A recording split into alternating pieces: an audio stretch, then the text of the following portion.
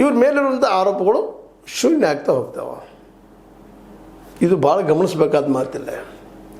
ಅಂದ್ರೆ ಇದನ್ನು ಹೈಕಮಾಂಡ್ ಸಹಿತ ಭಾಳ ಸೂಕ್ಷ್ಮ ಕಣ್ಣಿನಿಂದ ಇದು ನೋಡ್ತಾ ಇದೆ.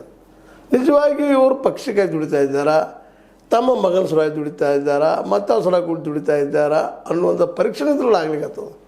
ಅದೇ ಕಾಲಕ್ಕೆ ಭಿನ್ನ ಮತೀಯರು ಇದೊಂದು ನೋಡ್ತಾ ಇದ್ದಾರೆ, ಏನು ಮಾಡ್ಬೋದಪ್ಪ ಇಲ್ಲೇ ಯಡಿಯೂರಪ್ಪನವರು ಮತ್ತು ಅವ್ರ ಮಗ ಮುಖ್ಯ ಯಡಿಯೂರಪ್ಪನ ಕುರಿತ ಮಾಡೋದು ಲಿಂಗಾಯತ ಹೀಗಾಗಿ ಆ ಒಂದು ನೆಲೆಗಟ್ಟಿನಲ್ಲ ಲಿಂಗಾಯತ ಲಾಬಿಯ ಸಮರ್ಥನ, ಕಾಂಗ್ರೆಸ್ಸಿನ ಸಮರ್ಥನ, ಅದರಲ್ಲೂ ಶಾಮನೂರು ಶಿವಶಂಕರಪ್ಪನವರ ಮೊಮ್ಮಗನನ್ನು SS ಮಲ್ಲಿಕಾರ್ಜುನ ಮಗನನ್ನು ಇವತ್ತೇನೋ ಗದ್ದಲ ಮಾಡಿ ನಮ್ಮ ಮಲ್ಲಿಕಾರ್ಜುನವರು ಟಿಕೆಟ್ ಕೊಡಿಸುವಲ್ಲ ಯಶಸ್ವಿ ಆಗಿದ್ದಾರೆ, ಒಪ್ಪನೋ ಮಾತನ್ನು. ಆದರೆ ಗೆಲ್ಲುವುದು ಇವತ್ತೊಂದು ದೊಡ್ಡ ಅವಕಾಶದ ಯಡಿಯೂರಪ್ಪನ ಮುಂದೆ. ಏನಂದರೆ ಮುಸ್ಲಿಮರು ಎಲ್ಲರೂ ಇದನ್ನು ವಿರೋಧಿಸ್ತಾ ಇದ್ದಾರೆ, ಅದರಲ್ಲೂ ಆಕ್ರೋಶ ವ್ಯಕ್ತಪಡಿಸ್ತಾ ಇದ್ದಾರೆ. ಹಿಂದೆಂದಿಗಿಂತಲೂ ಹೆಚ್ಚು ಆಕ್ರೋಶ ಮುಸಲ್ಮಾನರಲ್ಲಿ ಅದ. ಅದನ್ನು ಯಾಕೆ ಸದುಪಯೋಗ ಮಾಡ್ಕೊಳ್ಬಾರ್ದು ಯಡಿಯೂರಪ್ಪನವರು? ಅಟ್ಲೀಸ್ಟ್ 2 ಗೆಲ್ಲದ್ರಲ್ಲ ಗೊತ್ತಿಲ್ಲ, ಬಾಗಲಕೋಟೆ ಮತ್ತು ದಾವಣಗೆರೆ. ಅದು ದಾವಣಗೆರೆಯಲ್ಲಿ ಗೆಲ್ಲೋದಕ್ಕೆ ಅವಕಾಶ ಅದ, ಗೆಲ್ಲಿಸ್ಕೊಡೋದಕ್ಕೆ ಅವಕಾಶ ಅದ.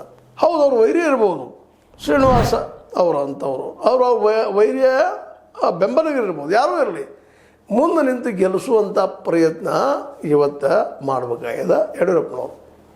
ಅದಾಗ್ತದನ ಅಂತೇಳಿ ಒಂದು ವೇಳೆ ಯಶಸ್ವಿ ಆದ್ರಪ್ಪ ಅಂದರೆ ಮುಸಲ್ಮಾನರ ಹೃದಯವನ್ನು ಗೆಲ್ಲುವಲ್ಲಿ ಯಶಸ್ವಿ ಆದ್ರೆ, ಮತ್ತು ಯಡಿಯೂರಪ್ಪನ ಬಗ್ಗೆ ಅವ್ರಿಗೆ ಪೂರ್ವಾಗ್ರಹ ಪೀಡಿತ ಭಾವನೆ ಇಲ್ಲ ಮುಸ್ಲಿಮ್ರಲ್ಲೇ. ಇದನ್ನು ನಾವು ಗಮನಿಸಬೇಕಾಗಿಲ್ಲ. ಯಾಕಂದರೆ ಯಾವ ಕಾಲಕ್ಕೂ ಅವ್ರು ಲಿಂಗಾಯತ ಪರ ಲಾಬಿ ಮಾಡಿದ್ರು ಸಹಿತ ಸರ್ವರನ್ನು ವಿಶ್ವಾಸ ತೆಗೆದುಕೊಂಡು ಹೋಗುವಂಥ ಒಂದು ರೀತಿ ವಾಜಪೇಯಿ ನೆಲಗಟ್ಟಿಯಲ್ಲಿ ರಾಜಕೀಯ ಮಾಡೋದು ಬಂದಂಥವ್ರು. ಇದ್ರ ಮೇಲೆ ಆರೋಪಗಳಿದ್ದಾವೆ, ಮತ್ತು ಆರೋಪ ಎಲ್ಲರ ಮೇಲೆ ಇದ್ದಾವೆ, ಎಲ್ಲ ರಾಜಕಾರಣಿಗಳ ಮೇಲೆ ಇದ್ದಾವೆ, ಅದು ಬದಿಗಳು. ಆದರೆ ಯಡಿಯೂರಪ್ಪನವರು ಒಬ್ಬ ಜಾತ್ಯತೀತ BJPಗ, ಒಬ್ಬ ವಾಜಪೇಯಿಯವರ ಫಾಲೋವರ ಅನ್ನುವಂಥ ಮಾತುಗಳು ಅವ್ರ ಪರವಾಗಿದ್ದಾವೆ.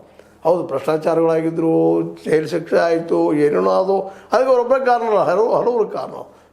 ಜಗನ್ನಾಥ ರೆಡ್ಡಿ ಆಗಿರ್ಬೋದು, ಮತ್ತು ಜನಾರ್ದನ್ ರೆಡ್ಡಿ ಆಗಿರ್ಬೋದು, ಅವ್ರ ಜೊತೆಯಾಗಿರುತ್ತಿರೋದು ಇನ್ನೂ ಅನೇಕ